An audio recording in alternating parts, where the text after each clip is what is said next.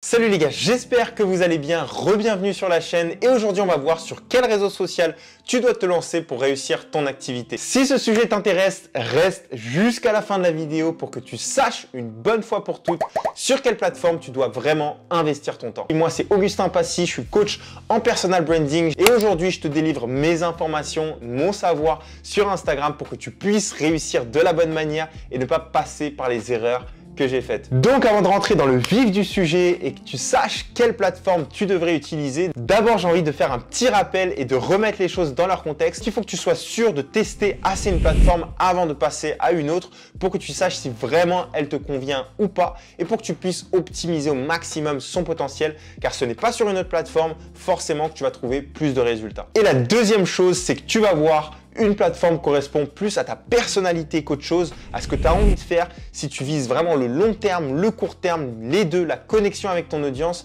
pour développer donc un vrai personal branding. Donc ça dépend beaucoup de ces facteurs-là. Alors tu le sais maintenant pour moi, évidemment Instagram c'est la plateforme numéro 1 où tout le monde devrait développer son personal branding. Tout simplement parce que Instagram c'est le nouveau CV, c'est le CV moderne. Lorsque tu rencontres de nouvelles personnes, lorsque tu vas à des événements, lorsque tu vas à des conférences, peu importe là où tu te rends et les personnes que tu rencontres, 90% du temps, on te demandera voilà, quel est ton Instagram. Donc c'est très important que ton Instagram soit brandé et vraiment ton image et puisse représenter ce que tu fais, tes activités et le plus possible ta personnalité. Lorsque quelqu'un prend ton Instagram et qui retombe sur toi quelques jours après, quelques semaines après, il puisse reconnaître voilà, qu'est-ce que tu fais, qui tu es et pouvoir voilà, te recontacter pour des missions, pour voilà, devenir un client à toi ou peu importe, mais il faut que tu sois brandé sur Instagram puisque c'est l'une des plateformes les plus utilisées, si ce n'est la plateforme la plus utilisée aujourd'hui. Sur Instagram,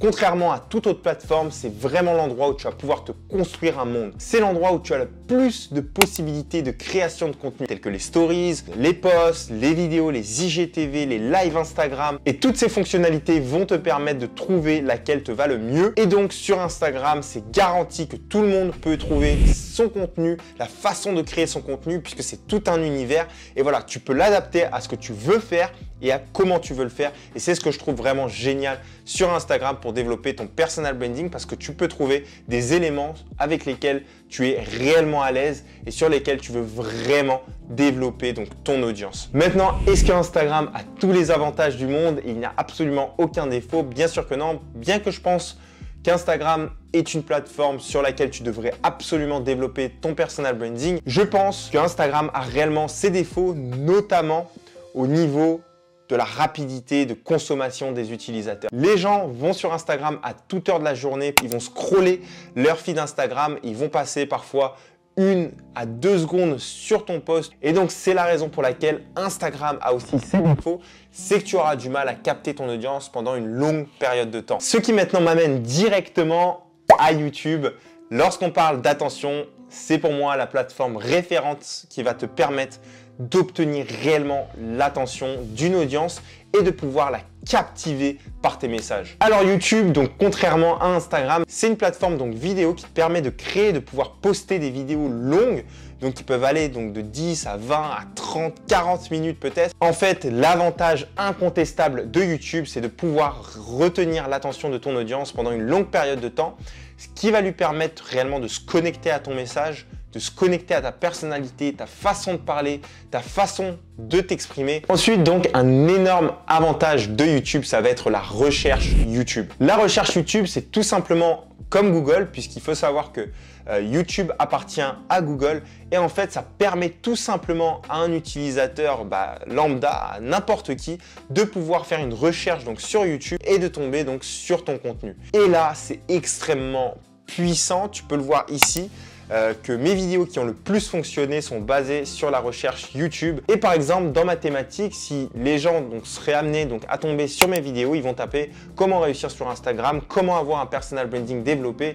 Et en fait, la recherche, ça permet automatiquement de filtrer ton audience et donc de filtrer les gens qui vont tomber sur tes vidéos. Donc il faut savoir qu'une chaîne YouTube, c'est un peu comme un blog, c'est des articles donc tu vas poster mais sous la forme de vidéos qui vont pouvoir être consultées pendant une très longue période de temps. C'est voilà, pendant des années, tes vidéos YouTube peuvent tourner donc sur la plateforme et encore plus si tu utilises cette fonctionnalité donc de recherche où les gens, lorsqu'ils vont taper par exemple réussir sur Instagram ou comment développer un personal branding, ils vont pouvoir tomber sur tes vidéos, donc sur le long terme. Et donc tu vas pouvoir attirer vraiment ton audience cible, l'audience que tu veux aider, que tu veux impacter beaucoup plus facilement que sur n'importe quelle autre plateforme. Et ça, c'est le pouvoir de la recherche qui est propre à Google, qui est propre à YouTube, que tu ne peux avoir sur aucune autre plateforme, du moins pas de la façon dont YouTube le fait. Par exemple, pour ma part, l'une des choses les plus impressionnantes que j'ai remarqué avec YouTube, c'est que la plupart de vous, lorsque vous prenez un appel découverte, un appel stratégique avec moi, vous savez déjà ce que je peux vous apporter, vous savez déjà que vous voulez travailler avec moi, tout simplement parce que vous avez déjà regardé plusieurs de mes vidéos, vous savez déjà ce que je peux apporter donc dans votre activité. Sur YouTube, il y a également une partie qu'on appelle les analytics qui est extrêmement poussée. C'est l'endroit en fait où tu vas pouvoir voir toutes les données de ton audience, toutes les données de tes vidéos pour pouvoir voir si tes vidéos sont assez impactantes, où est-ce que ton audience t'a lâché, où est-ce que tu peux améliorer et en fait pour pouvoir captiver le plus ton audience. Et du coup, tu sais que par exemple, si tu es arrivé jusqu'à maintenant dans cette vidéo, si tu suis toujours cette vidéo, eh ben, je peux savoir que tu es en fait très intéressé par ce que je fais, tu es très intéressé par ce que je propose et forcément, tu seras beaucoup plus intéressé par mes services. Et c'est là en fait où YouTube est très intéressant parce que c'est une plateforme complète au niveau donc des données, des statistiques et ça te permet donc d'avoir une compréhension de ton audience qui est meilleure et que ton audience également te comprenne de la meilleure des façons. Du coup, est-ce que YouTube c'est la plateforme sur laquelle tu dois absolument te lancer? Pas forcément. Pourquoi? Pour plusieurs raisons. La première, c'est que ça demande beaucoup plus de travail. Tu as les idées à rechercher pour tes vidéos YouTube, les scripts à faire, la vidéo à tourner, toute l'installation à faire derrière, le son à enregistrer, le montage à faire, la miniature YouTube à faire, la description pour enfin balancer donc ta vidéo en ligne et donc ça demande beaucoup plus de temps qu'un simple post sur Instagram. Dans un deuxième temps, voilà, la vidéo est pas forcément faite pour tout le monde. Certaines personnes vont préférer donc le visuel, tout simplement de faire des visuels et d'autres personnes vont être plus expressifs. À mon avis, en prenant réellement confiance, beaucoup de gens peuvent lancer une chaîne YouTube. Dis-moi si tu veux que je te fasse une vidéo à ce sujet dans les commentaires. Et je pourrais donc te faire des vidéos sur comment s'exprimer face à une caméra, puisque moi aussi j'ai appris avec YouTube. Et donc voilà, ça peut être très sympa, dis-le moi dans les commentaires. Le deuxième point négatif de la chaîne YouTube, ça va être la relation directe avec l'audience que tu vas avoir donc sur Instagram, mais que tu vas manquer d'avoir sur YouTube. Et c'est pour ça que la plupart du temps, ce que je vais conseiller, c'est si tu as une chaîne YouTube, tu as un compte Instagram à côté. Pourquoi? Pour pouvoir avoir cette relation directe derrière avec ton audience. Lorsque tu postes une vidéo YouTube, c'est en général une vidéo qui va fonctionner sur le long terme, mais tu vas très peu atteindre ton audience sur le court terme, dans l'heure qui suit, dans les 2 heures, 3 heures, les 24 heures qui suivent. Et là, Instagram est extrêmement puissant. C'est là où Instagram est le meilleur. C'est de pouvoir directement connecter à ton audience sur le moment présent. Par exemple, si tu as une offre à faire, une promotion à faire dans la journée, tu vas pouvoir immédiatement informer ton audience, contrairement à YouTube où en fait tu ne peux pas faire ça, c'est plus du long terme. Voilà la différence un petit peu entre ces deux qui sont au final très complémentaires et qui je pense tu devrais adapter à ta stratégie. Attention encore une fois, comme je te dis, maîtrise d'abord une plateforme avant de te lancer dans plusieurs plateformes. C'est vraiment ce qui va te sauver d'un burn-out et qui va te permettre de vraiment réussir au maximum sur une plateforme plutôt que de t'éparpiller partout. La troisième plateforme, ça va être TikTok. TikTok qui est une plateforme que j'ai moi-même donc développée. Je suis à plus de 900 000 abonnés aujourd'hui sur cette plateforme TikTok.